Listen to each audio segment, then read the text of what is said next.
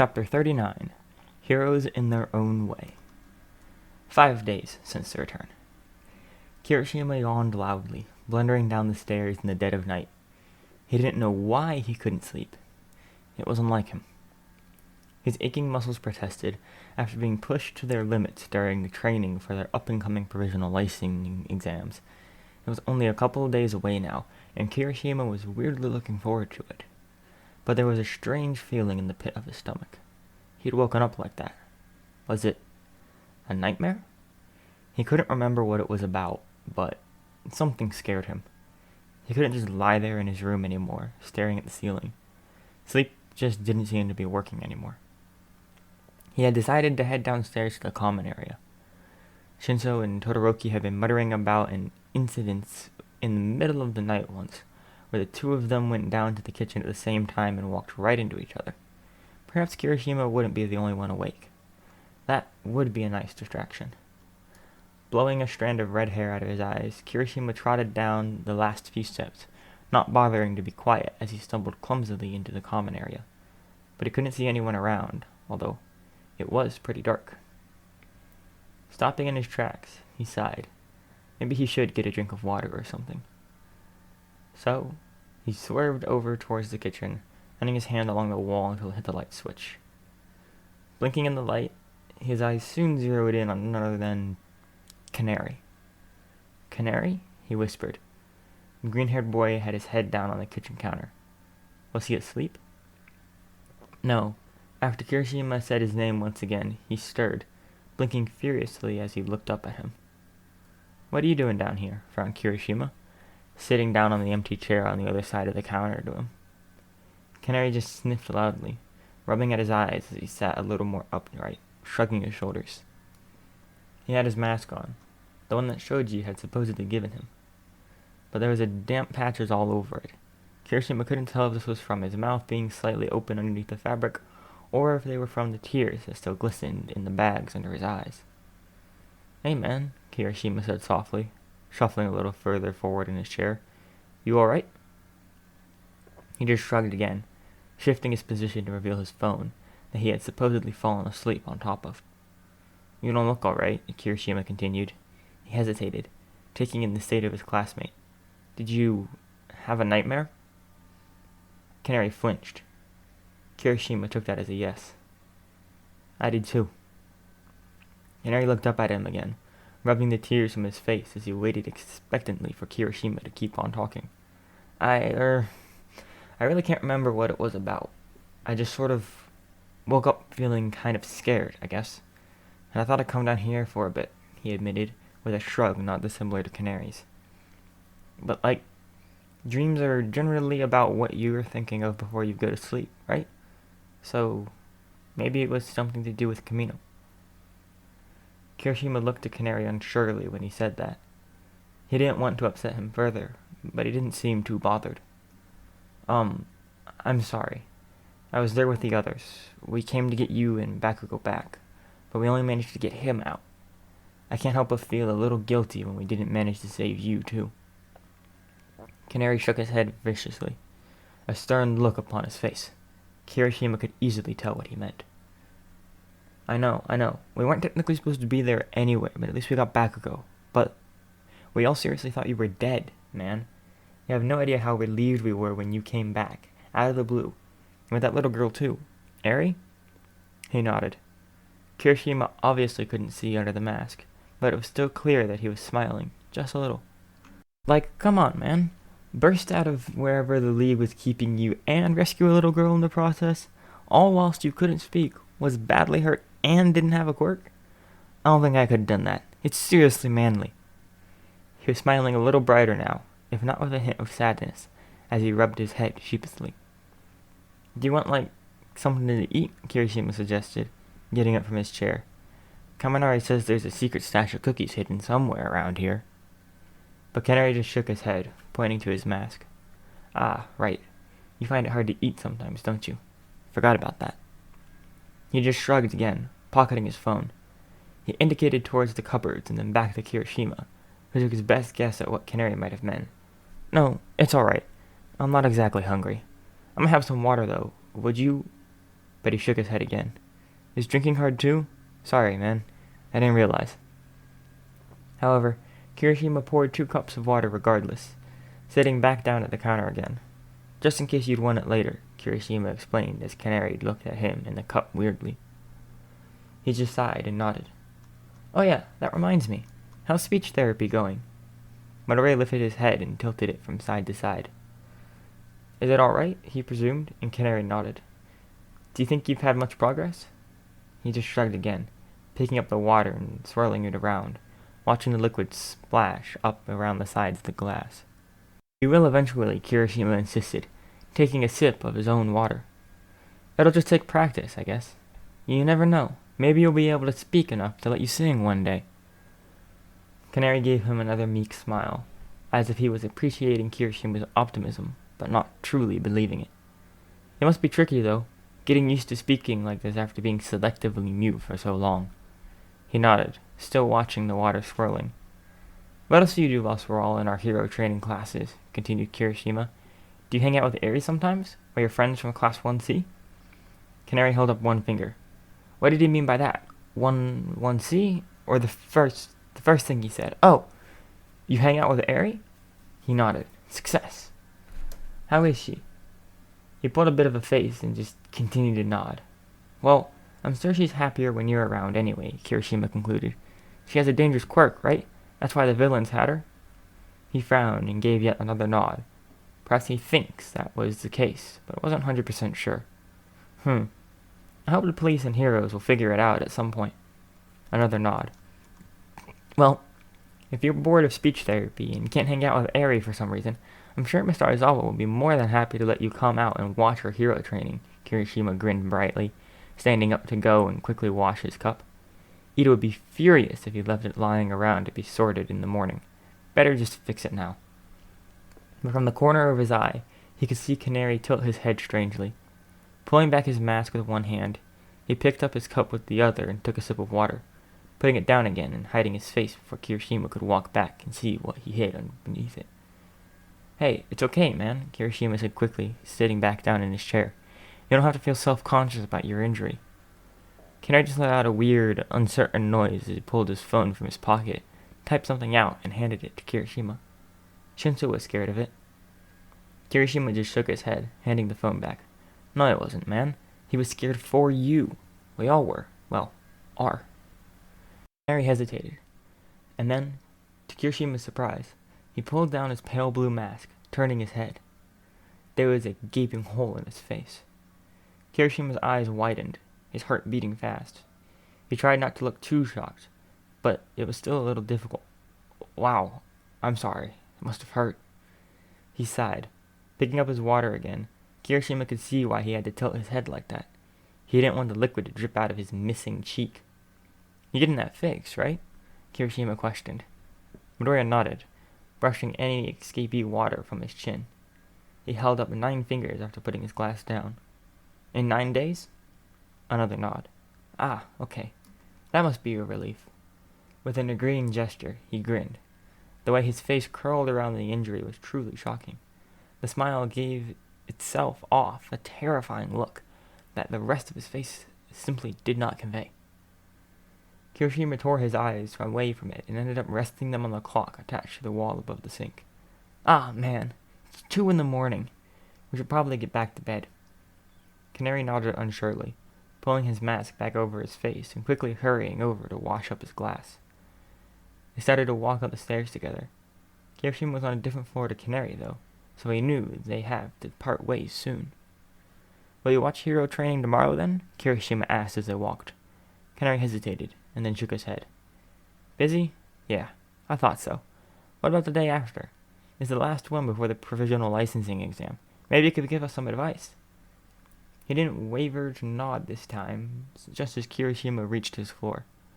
Well, see you in the morning, then. Try not to think about whatever was giving you nightmares, Kirishima suggested. Think about Siren doing literally anything Siren does. Canary let out a small laugh and nodded, before waving goodbye and disappearing off up the stairs. Kirishima, however, did not follow his own advice. For the rest of the night, he couldn't stop thinking about Canary, about what happened to him. and about what happened next. He drifted off into an uneasy sleep. 6 days since the return. All Might students were off to their provisional licensing exam tomorrow.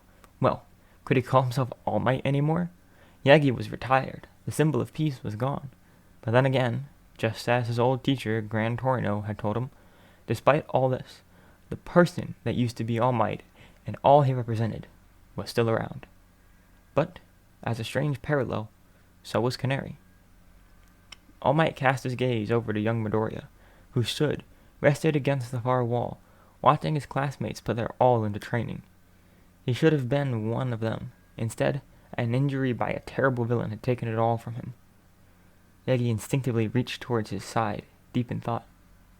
He had considered giving his quirk to young Midoriya. The thought of him was still lingering there, even when he was introduced to young Mirio. He saw parallels of himself in the younger boy, but he found his own path towards his dreams. He didn't need One for All. And, as All Might watched him in the sports festival, he realized something. One for All wasn't a necessity for a hero to become the symbol of peace, because whilst Mirio would do great things, that he was sure of. Perhaps it would be instead be Canary who reaches the top. All Might was an untouchable pillar, someone that everyone looked up to, but only because they didn't know what he had to do to get there. They knew All Might, not Toshinori Yagi. But for Canary, they looked up to the young boy because they knew him. They saw someone who was well and truly at the bottom, and they watched him climb to the top, proving that anyone could do the same if they tried. He was relatable, and people could understand him. He would have made a brilliant hero. However, that was a future beyond their realm of possibility now. "Young Midoriya," All Might called out. The boy turned to him quickly, as if startled, and then just blinked at All Might, waiting for him to say something more. How are you feeling, my boy?" he asked, unsure of what else to say. It was rather difficult for having a conversation with someone who couldn't speak back, and Yagi still didn't know sign language. He could fingerspell and ASL, kind of. At least he knew the vowels. Midoriya hesitated for a moment, before giving All Might a nervous shrug and leaning against the wall again, casting his gaze back to his friend Shinso, who was mercilessly practicing his techniques with Aizawa's spare scarf. It seemed that Yagi wasn't the only one who had taken a young student under their wing. All Might cleared his throat, leaning against the wall beside Midoriya. The boy ducked his head a little and tilted it away from him. Yagi frowned. It was rather odd behavior. "It's been a while since we last spoke," Yagi said eventually. He had expected Midoriya to nod, or at least make a sound in reply, but he didn't. Not even an attempt at conversation. There had to be a way to fix this. What hero wouldn't even attempt to try? Retired or not, he could make a difference, surely. "First things first, you may as well get this out of the way. I'm sorry about what happened to you." Midoriya visibly tensed more than he had been already. "I'm sorry I wasn't there when you needed me, or any hero for that matter." But All Might was cut off when the young boy pulled his phone from his pocket and started to type something furiously into it. Perfect. There was a way for them to communicate after all. Yagi had been expecting to read the messages that Canary wrote. Instead, the device played them aloud, the robotic tone not at all fitting whatever emotion should have been behind the words. "You were there when I needed you. You came in Kamino and rescued Kat-chan." Midoriya frowned at that pronunciation, rolling his eyes as the message continued. "You couldn't do any more than that. Your injury was bound to catch up on you eventually." All Might waited a moment to be sure the message was over. Yes, that is true. Sometimes I forget that you were one of those who knew of that before all this." But then young Midoriya lifted his phone again. There was an oddly stern look in his eyes when he clicked play once more. "However, what you do not seem to understand is that the time when I needed you most has long passed." The boy pressed pause. His body was relaxing now, a strange confidence radiating around him. All Might frowned.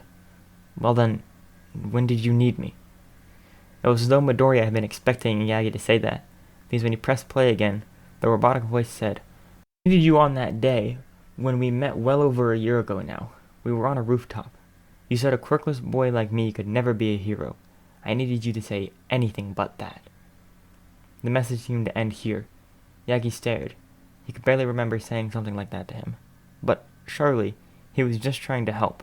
If he tried at all heroics without a quirk, the attempt would have been futile. All Might knew that firsthand. Midoriya sighed. Perhaps he had wanted Yagi to say something else, but no words came to his mind at the moment.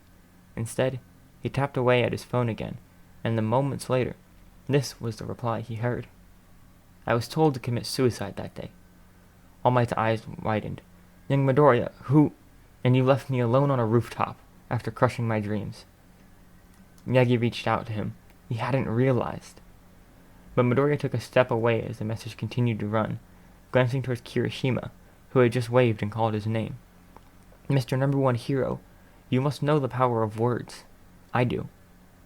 And I can't speak. But that's your fault. 7 days since the return. Kaioka? Jiro blinked. Wait, who said... She paused her music and turned in her seat. Canary... Midoriya was there, his hand hovering a few inches from her shoulder. What did you just... She started. You've missed out on an entire conversation, Uraraka said with a grin, raising her eyebrows. A conversation?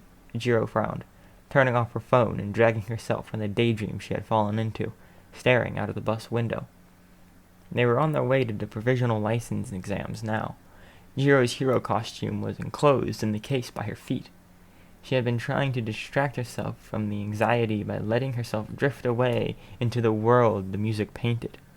But, consequently, he paid little attention to her own reality. Midoriya blushed, sinking back into his seat beside Shinso. The two of them were behind Jiro and Yaoyorozu, whilst Uraraka sat with Ida opposite and Todoroki in front of them, who had been listening to Canary's Arsenal, the playlist that the group of friends had shared constantly between them. Midoriya still didn't know they had access to it. At the beginning of the journey, but now had pulled out his earplugs to engage in this conversation, was sitting beside Koda. "We're trying to figure out names," Shinso explained. "It's harder than you might think." Midoriya scoffed and signed something quickly to Shinso, who just grinned and gave Koda a look, due to him being the only other person on the bus who could decipher their language. Koda just kind of looked a little shocked.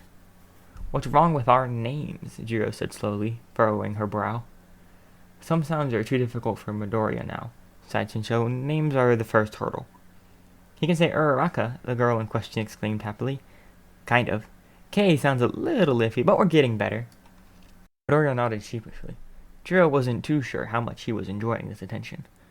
Everyone had been rather clingy to Midoriya over the past week. Jiro had backed off a little once she noticed how uncomfortable he seemed to be feeling, but she couldn't help herself sometimes. None of them could. He isolated himself far more than he used to. He rarely spoke through sign language at all anymore. Perhaps he felt sorry for Shinso having to translate all the time. But anyway, this was the first time Jiro had heard Midoriya attempting to speaking since he came back. No one but Shinso, and maybe Shoji, since Midoriya was wearing his mask, really knew what was wrong with Midoriya's voice, but it seemed to be a serious impediment. "No J or L sounds either," Ida added, "and every time we attempt the letter N, it just comes out as M." The color of Midoriya's cheeks clashed dramatically with his hair as he sunk back into his chair. He signed something slowly to Shinso, who didn't translate, and just smiled and shook his head instead. He must have been saying that this whole situation was rather embarrassing, and that was the only thing that made sense to Jiro. Midoriya pulled the collar of his leather jacket up and around his face in an obvious attempt to hide his flustering complexion. Yes, that leather jacket. Jiro was a little surprised when she saw it again. She thought it was trapped within his disused hero costume case, but apparently it had been retrieved for sentimental purposes. "So, no owl and no Jiro," Shinso nodded, bringing Jiro out of her slight daydream once again. "That left us with your first name." Jiro blinked. Ah. It made sense why Midoriya had called her that earlier then. "Okay, sure. What have you come up with for everyone else?" "Oh, I'm Yaomomo." Yaoyorozu grinned. "The zoo part of my name was rather tricky, we realized. My name is Raven now," Shinso added in complete monotone. He only cracked a smile when Midoriya punched him lightly in the shoulder, not something Jiro thought he'd do. But before their conversation could progress much further, the bus finally came to a halt. "All right, class," Mr. Aizawa called from the front of the bus. "We're here. Don't forget your hero costumes." "Ah, I'm so nervous," Uraraka whined. "I'm sure you'll do fine, Ochako," insisted Tsuyu, hopping up beside her. Jiro herself was swallowing her fear as her class filed slowly out of the bus, each of them buzzing with anticipation as they gathered outside. There were lots of other hero schools already there. The passing students did a double-take as they spied the iconic UA uniform that Jiro and her classmates sported. All except for Midoriya, of course. He wasn't actually taking part in the exam, and so was allowed to wear something else. But Jiro had a feeling that Mr. Aizawa had only said he could do that because Midoriya had only just rediscovered his Canary jacket again, which had been left with the school, alongside all of his other summer camp gear, after he'd disappeared. Maybe that was something else which caught everyone else's attention. Mr. Aizawa was giving them some kind of motivational talk, or at least he was attempting to. Jiro wasn't really listening though. She was paying more attention to the whispers around here. Those in question clearly hadn't realized her hearing was adequate enough to listen in. "Look at those uniforms," one said. "Oh my god, it's UA! Class 1A to be exact. Remember the sports festival? How could I not? I must have watched the final a million times on repeat. Speaking of which, what? Isn't that Canary? Wow, it is! He really is alive! He's not wearing a uniform though. Oh yeah, he lost his voice, right?" "Come on guys, it's time for our cheer," Kirishima exclaimed enthusiastically. "Wait, cheer?" Jiro frowned. "Oh, wait, that. Plus, Ultra!" Everyone in the class turned at once when the unfamiliar voice interjected into their chant. "It's bad manners to intrude on another group's huddle, Inasa," said yet another stranger. It was this Inasa who yelled his apologies at the top of his voice, bowing so deep that his head hit the floor, but even the impact didn't make him flinch, despite the spot of blood that it drew from his hairline, visible from just underneath a black hat that him and the rest of his school spotted. A black hat that bared the iconic golden S of one, Shiketsu high. Jiro saw Shinso nudge Midoriya in the side. "Would you look at that? It's blackmail school." Midoriya gulped. He didn't quite know why the appearance of Shiketsu felt so unnerving. Maybe because he had once used their name to blackmail his and Shinso's way into UA's hero course. "I always wanted to try saying that," the Anasa guy yelled. "Plus Ultra! I freaking love UA!" Siren hopped out of Midoriya's hair, disturbed from her slumber by the loud exclamations. She allowed an angry chirp as she settled down on his shoulder again. "Come on, Anasa," groaned his purple-haired classmate, already turning to leave. He made eye contact with Midoriya for a split second, before turning himself away and marching towards the test center. Anasa left as quickly as he had arrived. The only other person who lingered was a rather enthralled-looking, blonde-haired girl, who smiled strangely at Midoriya and gave a little wave, before noticing the red on her classmate's head and hurrying after him, pointing out the damage. Mr. Aizawa and the rest of his class seemed rather focused on Anasa and his deal with UA, but Midoriya wasn't really paying attention. It wasn't like it mattered much to him, despite being entered for the exam all the way back when he was officially transferred to the hero course. With the injury hidden behind his mask, he was told not to go through with it. Anyways, it wasn't like he could use his quirk anymore. "Oh my gosh! Hi, Canary! Can I have your autograph?" Bringed a toothy-grinned girl who practically bounced into Midoriya's line of sight. He blinked, a little overwhelmed. He'd only just gotten over the first encounter from another hero school, and yet here was another. Suddenly, someone grabbed his hands and yanked him forward. "Oh, you're Canary! Oh, wow! It's so great to meet you!" exclaimed the dark-haired boy, his personality so bright that it was shocking. Although, perhaps being in such a social atmosphere for the first time in, well, a while, was what Midoriya was struggling with. "My name's Shindo," the boy introduced himself, still holding Midoriya's hand as some kind of a greeting. "And really, wow, everything you've been through, and you managed to get away from the villains all by yourself, even without your quirk?" He showed off as his eyes fixed on Midoriya's mask. "Really amazing." Midoriya let out a nervous laugh, pulling his hands away and backing up a little. He couldn't wait for this all to be over. "Be nice, guys. Try not to harass them too much." Midoriya sighed. Thank God for their... oh my god, their teacher. Midoriya grabbed Shinso's shoulders, staring at said teacher with a quivering excitement. It was Miss Joke. "Why are you bouncing?" Shinso said with clear worry in his voice, struggling to maintain his balance. "Is this another fanboy freakout? Because we haven't done this in a while. Is this a good thing?" "Canary? A hero fanboy?" Sarah grinned nervously from across the group. "For some reason, I didn't expect that." "It's great to meet you, kid," grinned Miss Joke.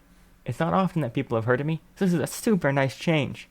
Midoriya bounced in front of Shinso as he quickly signed to him. "The knock-knock joke. Tell her about the knock-knock joke." "What? Why?" Shinso frowned. "Wait, was this about a knock-knock joke?" the hero exclaimed.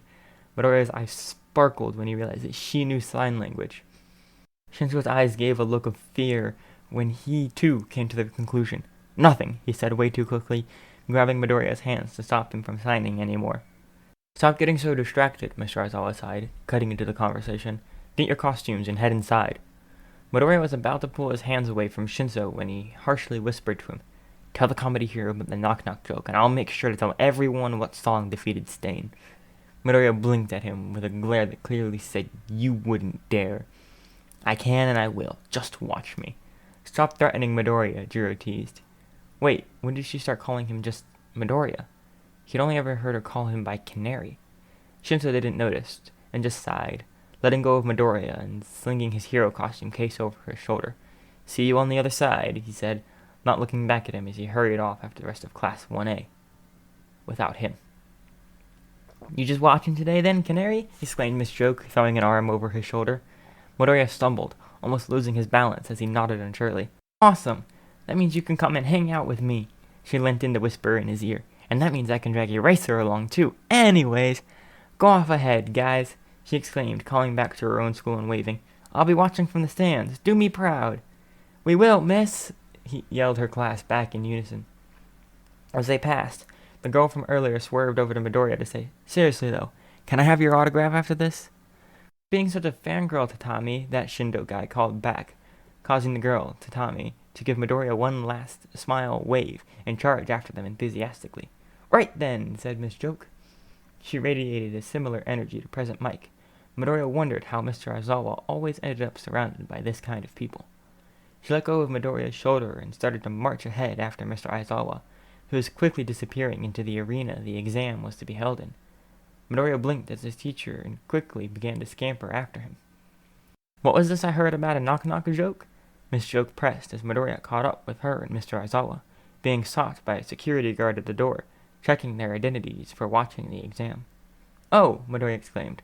The sound almost made Miss Joke jump. Perhaps she hadn't expected him to be able to make any noise at all. "My friend over there. His quirk allows him to control someone if they reply to a question," he started to explain, completely ignoring Shinso's warnings. "Ah, yeah," Miss Joke nodded. "I watched the sports festival. You were so good, by the way." Midoriya blushed furiously and continued to sign. "I told him at the sports festival that he could try to use jokes to make someone laugh to activate his quirk." "And he used a knock-knock joke?" The hero laughed loudly. "That's brilliant!" She was laughing way too hard, buckling over as Mr. Aizawa turned slightly to glare at her. "Knock-knock, who's there? I don't know, but here's the punchline," she yelled, swinging her fist as she giggled maniacally. And suddenly Midoriya couldn't help it. He felt the laughter rising in his chest before he knew it. It wasn't even that funny. He was still sniggering when Mr. Aizawa flashed his red eyes at him, canceling out Miss Joke's quirk, even if she had attempted using it.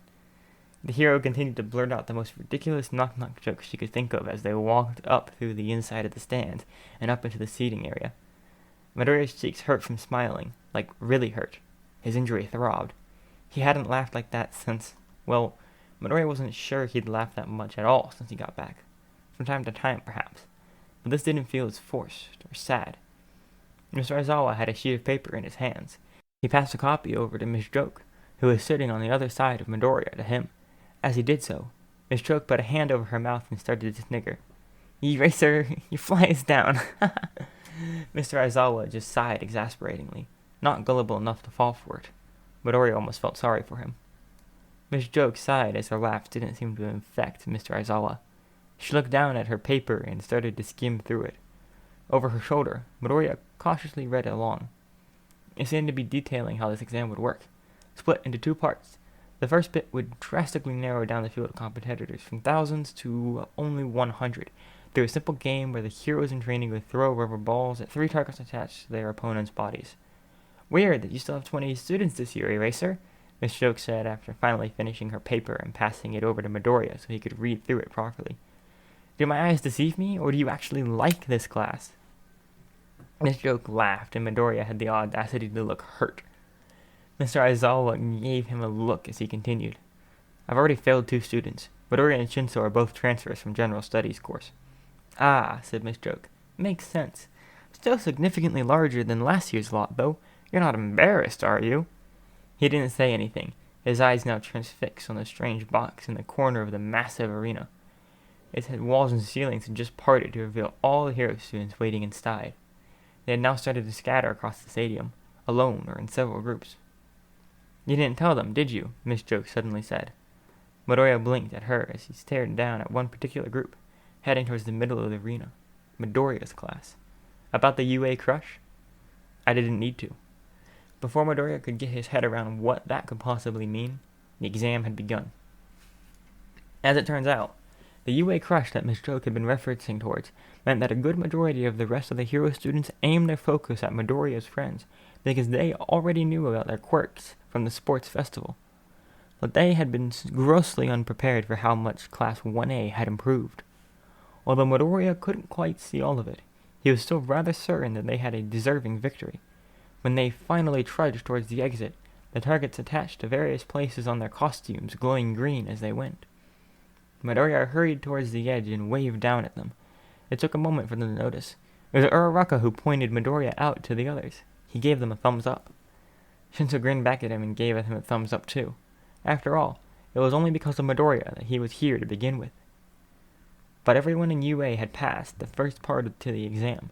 Midoriya was relieved that Class 1B hadn't been entered in the same arena as Class 1A.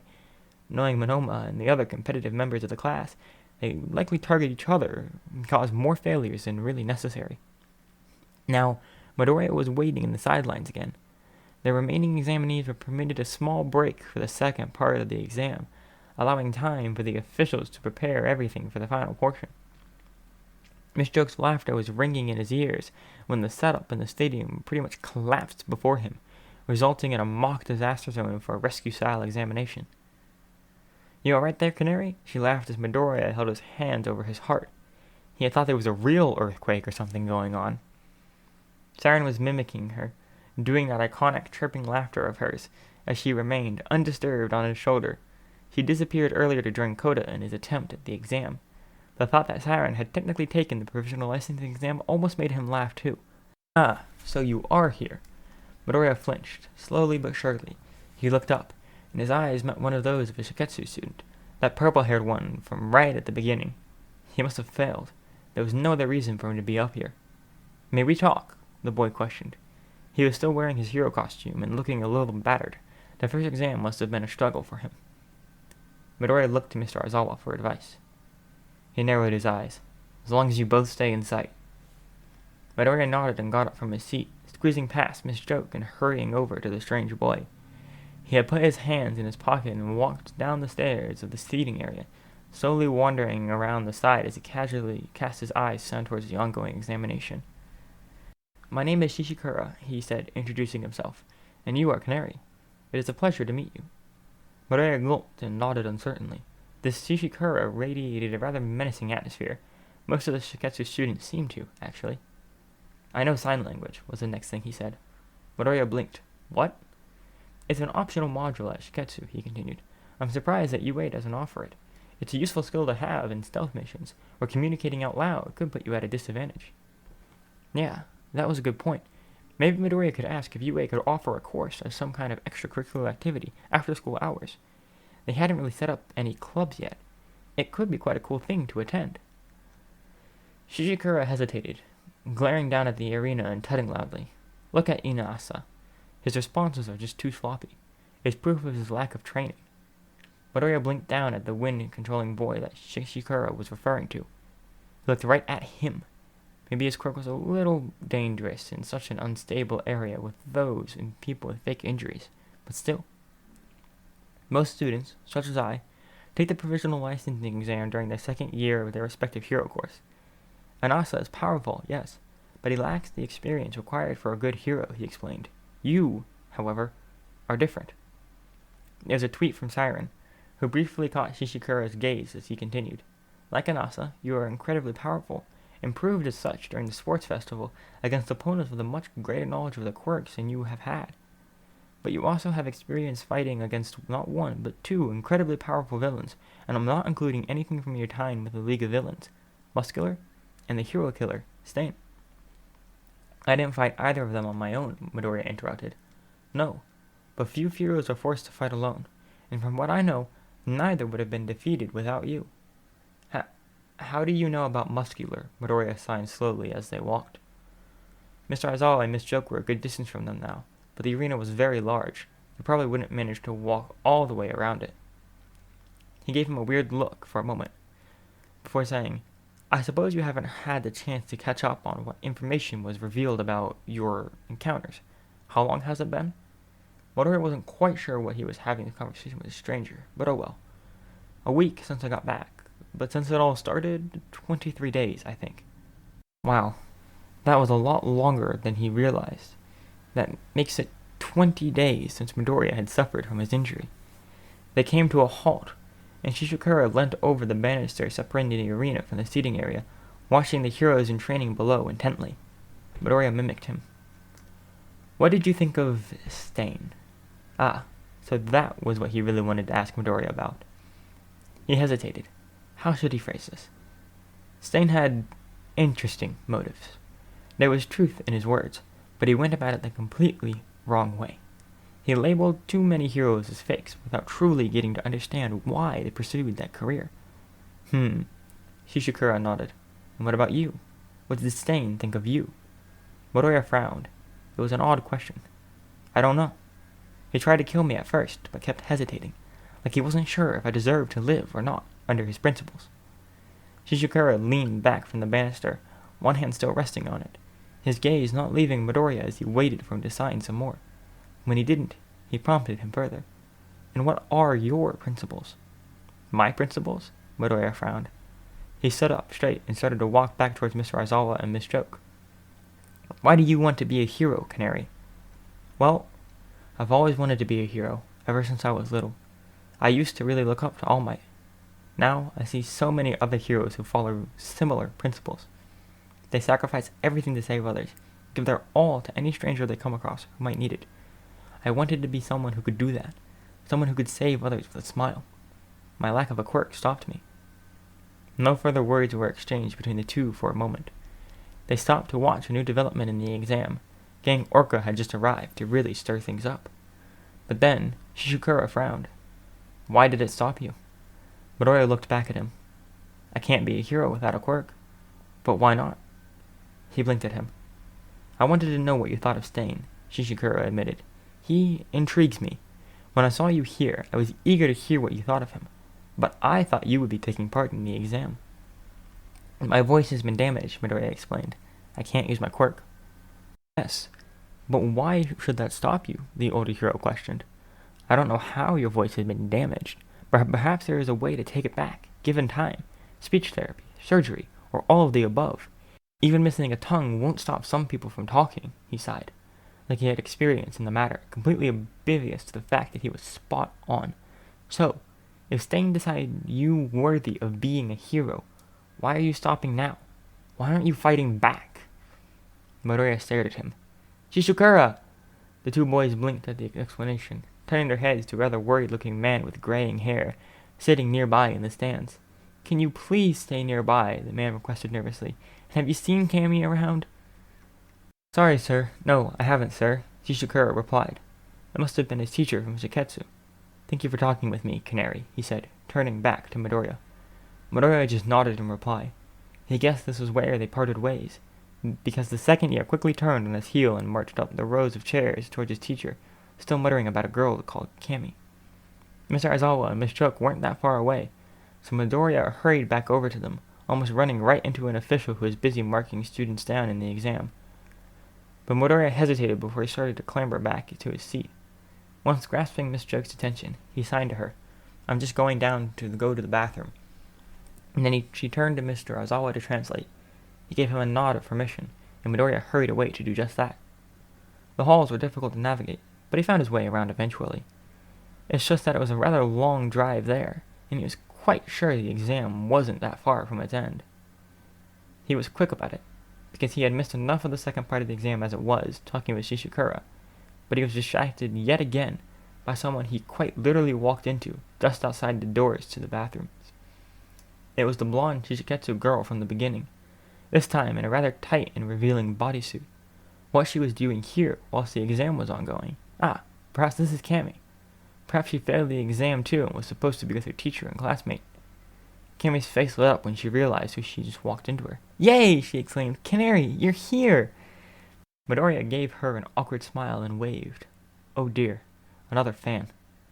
Ah, but if Cammy goes to Shiketsu too, then maybe she knows sign language. Of course, Shishikura said it was an optional module, but it was worth a shot. "Hi, sorry, I didn't mean to walk into you."